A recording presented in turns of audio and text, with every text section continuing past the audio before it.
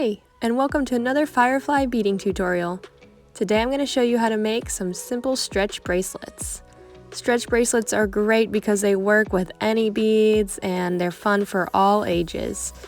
You can use all types as you see here, semi-precious, wood, bone, glass, etc. We have three types of Stretch Magic cord here. 0.5 is our thinnest and is used for tiny hole beads or really light beads. The 0.7 and the 1 are kind of interchangeable, but the 1 is the thickest, and that's what we're using today because it is the strongest. Some tools you'll need for this project are some cutters or scissors, chain nose pliers if you're going to be using these 4mm crimp covers, which are good for covering up knots, and some glue or some clear fingernail polish. What I like to do first is measure out about 12 inches of cord and cut that and then pre-stretch it before I start stringing on my beads. Now to get started, if I were doing one like this, I would just start by stringing with my pattern and going all the way around. There's really no beginning or ending on this one. Now on this one, what I would do is start with my first semi-precious and string all the way around and then end with this large hole bead here where I will hide my knot inside. Same on this one. For instance, I would start at this brass bead, bring it all around, and then end with these bone beads and hide my knot inside of those. But for the one we're working on today, I could do it if I know my pattern already and I know that I'm going to end with this large hole bead to hide my knot in, then I could start stringing with the large hole bead or with the blue bead and keep going around. If I don't know my pattern, it's good to start with the middle, which is this heart right here. This is, so starting in the middle kind of will help you gauge your pattern as you go. It's all really kind of trial and error if you don't know it ahead of time. I'm going to leave my ends open on either side. You could tape one side and then start working, but since I'm working with both ends, I need to keep these open. So the first thing I'm going to do is just start grabbing my beginning color combination here for my pattern. And I'm going to be doing, similar to the rainbow here. And once I've got the first part of my pattern down, I want to repeat that on the other side now of my heart. So I very carefully turn it around. This is going to be my working end, and then I'm going to hold this other end with my left hand. So now I'm going to put the pattern on this side just like I did on the other side. Sometimes you need a needle when you're threading beads on, but with this 1mm Stretch Magic, it's pretty thick and acts as a needle in itself to make stringing on beads pretty easy, actually.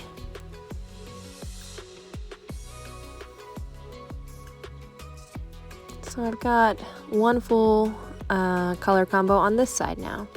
Now what you want to do is just keep repeating this pattern on both sides until you get to the desired length that you need for your bracelet. Alright, so I'm getting close to the end here, and this is going to be a good stopping point to check the length of the beads that I have on here already. With this pattern, I know right here that I'm going to use this last bead on here, so I want to include this bead as I measure the length of this. So I'm going to grab my ruler here and just carefully lift up your bracelet and lay it down against the ruler. Now my wrist size is about 6 inches, so typically you want to make it at least ½ inch to an inch larger than your actual wrist size. The average bracelet is about 7¼ inch for a women's bracelet. So I'm going to lay mine down right here and check the length, and it looks like it's going to be just under 7 inches, which is perfect for my wrist. So that's a good thing about these bracelets, is you can cater them to whoever and whatever. So it helps to have at least 2 to 3 inches of tails on either side for tying your knot. And the first thing I'm going to do is just a simple overhand. So what I'm going to do is take my left and put it over and under my right cord, my right tail. I'm going to repeat this process. I don't have to pull really tight right now. I'm just going to again take my right, put it over and under my left tail, And now is when I'm going to pull everything kind of slowly and then pull tight. Don't be afraid to give this a tug. This is pretty strong cord and it's very rare that it'll snap, especially if it's a 1 millimeter. A 0.5 millimeter might snap. So I just did right over left, and now I want to do my left over my right. So to help me do this, I always turn my bracelet like this, and now I'm doing my left tail over my right tail. So essentially it's just a square knot. Right over left, left over right, and again pull tight. After making sure everything is secure and tight, I like to pull from both ends just to make sure nothing comes undone.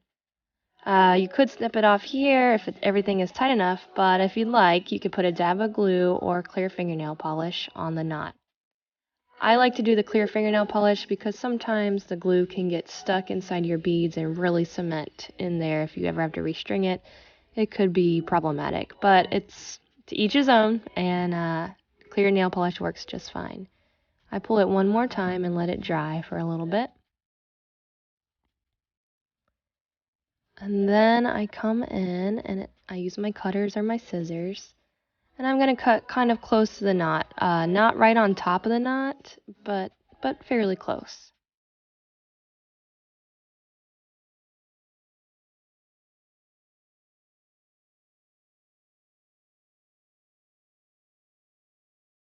And then all that's left to do is to just slip your knot inside this larger hole bead, if you have a larger hole bead. And you can see the knot doesn't slip back out and everything looks nice and uniform. So that was a 6.5 inch bigger. This was a 7-inch bracelet, this larger one here. And you can see they both fit nicely. Some people like looser ones, some people like tighter ones, whichever works for you. And the more you do it, the more you'll get used to it. Now with this one, you can leave your knot exposed like this, but say you don't want to leave it exposed. That's where this crimp cover comes in handy. And again, this is a 4 millimeter crimp cover. And you're going to be needing your chain nose pliers for this. What I like to do is pull everything apart and slip my knot inside of the crimp cover.